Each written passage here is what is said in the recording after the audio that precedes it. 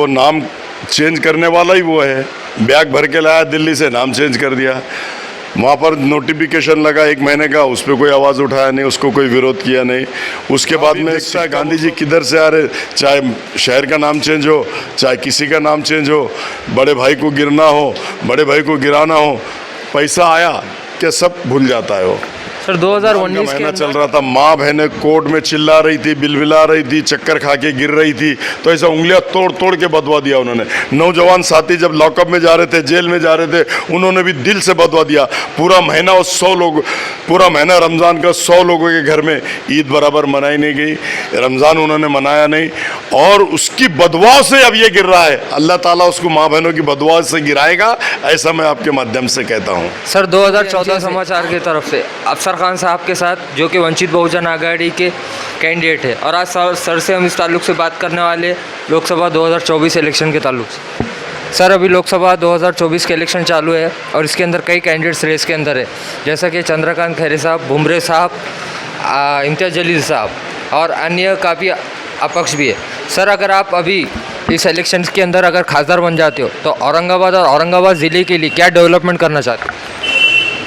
देखो, जैसे आपने बोला ये खड़ा है, वो खड़ा है, ये तीनों चारों आपने नाम लिए, मैं समझता हूँ कि संदीप पान भुमरे पालक मंत्री है, और उसने कहा है, जब प्रस्ताव डाला कैबिनेट में उसने खुद ने औरंगाबाद का नाम चेंज करने के लिए, तो प्रस्ताव मंजूर हुआ।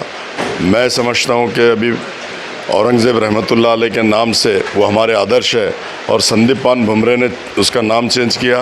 किसी भी कीमत पे संदीप पान भुमरे यहाँ से चुन के नहीं आएगा, ऐसा मैं आपके माध्यम से कहता हूँ।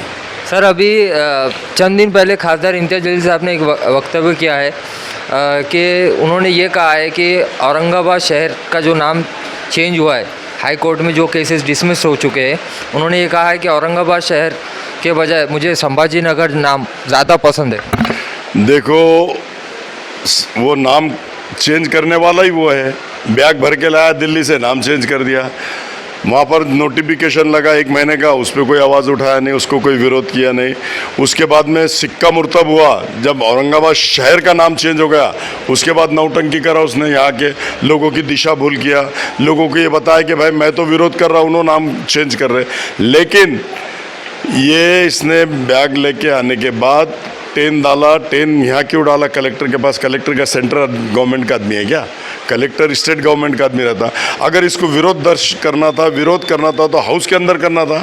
1 महीना पहले नोटिफिकेशन निकला, सिक्का मुर्तब हुआ जब करना चाहिए था। लोकसभा के बाहर उसने आंदोलन, धरना, मोर्चा करना था, यहाँ आके क्यों करा? लोगों को बताया कि मैं विरोध कर रहा, नौटंकी करा, उसकी नौटंकी को लोग समझ गए, जैसा बैग मिला। और ये कहा उसने कि मैं इसको विरोध कर रहा हूँ, जब तक कि औरंगाबाद का नाम औरंगाबाद नहीं रहेगा मैं ट्रेन उठाऊंगा नहीं। ये इसने जाके वहाँ से बैग लाया और ट्रेन उठा लिया। तो इस किस्म का इंसान है वो। जहाँ भी देखता है गांधी जी किधर से आ रहे, चाहे शहर का नाम चेंज हो, चाहे किसी का नाम चेंज हो, बड़े भाई को गिरना हो, बड़े भाई को गिराना हो, पैसा आया क्या सब भूल जाता है वो। सर 2019 के अंदर MIM की वंचित बहुजन आघाड़ी से युति थी, इसलिए खासदार इम्तियाज़ जलील साहब खासदार बने थे। तो क्या आपको लगता है इस बार 2024 के अंदर वापस खासदार बन सकते हैं? वापस खासदार बनेगा मुस्लिम चेहरा, लेकिन अफसर खान बनेगा, क्योंकि वंचित अफसर खान के साथ है। और कौम और मिल्लत, मेरी माँ बहनों की दुआएं, नौजवान साथियों की दुआएं, बुज़ुर्गों की दुआएं, अनेक लोग मेरे साथ, अनेक संगठन मेरे साथ जुड़ रहे हैं। तो चेहरा मुस्लिम ही होगा, लेकिन वो अफसर खान होगा। बीच में खासदार इम्तियाज़ जलील साहब ने यह भी दावा किया था कि वो पैसों से नहीं दुआओं से जीत के आते, तो इसके अंदर आपकी क्या प्रतिक्रिया है? बड़ा अच्छा सवाल किया आपने। वो 2 बार दुआओं से जीत के आ गए, उन्होंने ही कहा। लेकिन इस बार जब रमज़ान का महीना चल रहा था, माँ बहनें कोर्ट में चिल्ला रही थी, बिलबिला रही थी, चक्कर खा के गिर रही थी, तो ऐसा उंगलियां तोड़ तोड़ के बदवा दिया उन्होंने। नौजवान साथी जब लॉकअप में जा रहे थे, जेल में जा रहे थे, उन्होंने भी दिल से बदवा दिया। पूरा महीना वो 100 लोग, पूरा महीना रमज़ान का 100 लोगों के घर में ईद बराबर मनाई नहीं गई, रमज़ान उन्होंने मनाया नहीं, और उसकी बदवा से अब ये गिर रहा है। अल्लाह ताला उसको माँ बहनों की बदवा से गिराएगा, ऐसा मैं आपके माध्यम से कहता हूँ। सर 2014 से आज 2024 है, पहले खासदार इम्तियाज जलील साहब आमदार थे और अब खासदार बने, क्या आपको ऐसा लगता है कि उनके कार्यकाल के अंदर उन्होंने ऐसा कोई काम किया है कि जो आम जनता और गरीब गुरबा जनता के किसानों के हित में उन्होंने कुछ काम किया है ऐसा? अरे कहाँ काम किया, पूरे तालुके घुमराना में, पूरा जिला घुमराना, एक भी काम उसने किया नहीं। काम तो छोड़ो, मिलने को भी नहीं गया लोगों का शुक्रिया अदा करने को। इतना घमंड गुरूर उसको है और मैंपना है। मैं का घर अल्लाह ताला ने हमेशा खाली रखा और उसका जो घमंड है वो ऊपर वाला चकनाचूर करेगा। मेरी जनता जनार्दन, मेरी माँ बहनें, वो सब उसका घमंड चकनाचूर करेंगे, ऐसा मैं बोलता हूँ आपके माध्यम से। सर, अभी अगर आप खासदार बनते हो तो ग्रामीण के अंदर ऐसे क्या हालात है, कई स्कूल्स के अंदर टीचर्स नहीं है, पीने के लिए पानी नहीं है, तो ये मसले आप कब तक कितने दिनों में हल कर दोगे? अरे मैं तो 1 साल के अंदर तीनों मसले हल कर दूंगा। मेरे पास तीनों मसले ग्रामीण से आए, जहाँ पर पानी, बिजली और स्कूल शिक्षण में बहुत बड़ा प्रॉब्लम है। एक टीचर वहाँ 5-5 क्लास को पढ़ाती है। 25 साल में ये दोनों खासदार ने इनको एजुकेशन, बच्चों के भविष्य से खेल रहे, लोगों को अपना पानी देने से रोक रहे, बिजली देने से रोक रहे। अफसर खान अगर चुन के आता है तो सारी समस्या पहले साल में सब लोगों की ख़त्म करेंगे, ऐसा मैं आपके माध्यम से कहता हूँ। सर, खासदार इम्तियाज जलील साहब के खासदार रहते हुए औरंगाबाद शहर में काफ़ी सारी दंगल हुए, इन दंगों के आप जिम्मेदार किसको ठहराते? देखो, दंगल होना एक अलग चीज़ है, दंगल का दोषी कर बताना एक अलग चीज़ है, लेकिन किराड़पुरे की जो दंगल हुई वो एफआईआर मैंने देखा, एफआईआर मैंने पढ़ा, एफआईआर मैंने वकील से पढ़ाया।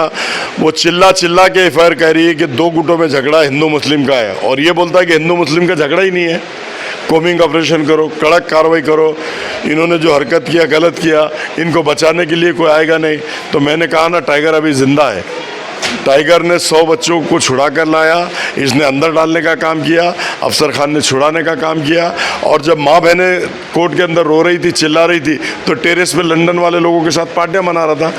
पत्थर दिल भी अगर होता तो पिघल जाता था। मैं समझता हूँ इसका दिल पौलाद का है, ज़रा भी हिला नहीं। इसको ज़रा गोर गरीबों के न दुख इसको समझते हैं, न सुख। ये पैराशूट से उतरा हुआ है ना, इसलिए इसको कुछ मालूम ही नहीं है, ऐसा मैं कहता हूँ। खासदार साहब ने यह भी दावा किया है कि किराड़पुरे के दंगल के अंदर राम मंदिर की हिफाजत उन्होंने की और वो रात भर अंदर बैठे रहे मंदिर की हिफाजत के लिए। इसके ताल्लुक से आप क्या कहना है? अब ये बड़ा अच्छा सवाल आपने और एक कर दिया। अब जब अंदर रात भर रहे तो मंदिर को उन्होंने संभाला क्या मंदिर ने उनको संभाला? वो खुद जाके छुप गए, वहाँ सेफ हो गए। इसलिए उन्होंने अपनी जान बचाने के लिए वहाँ पे छुपा ना। मंदिर को कोई धक्का लगा। मैं भी वहाँ का 10 साल कारपोरेटर था, मैं भी वहाँ पे, मुझे मालूम है हर मुस्लिम समाज के लोग ना कभी उसको इस तरह का नुकसान पहुँचा सकते हैं, ना कभी नुकसान पहुँचाने की सोचे, हमेशा मदद करने की सोचे। और उनको अगर नुकसान पहुँचाने का रहता था तो बाहर इतनी बड़ी गेट के बाहर कमान लगी थी जिसपे सिल्क का कपड़ा था, सबसे पहले वो जल जाता, वो टूट जाता। तो राम मंदिर पे ना फतरा हुआ, ना राम मंदिर पे किसने नुकसान पहुंचाने की सोचा।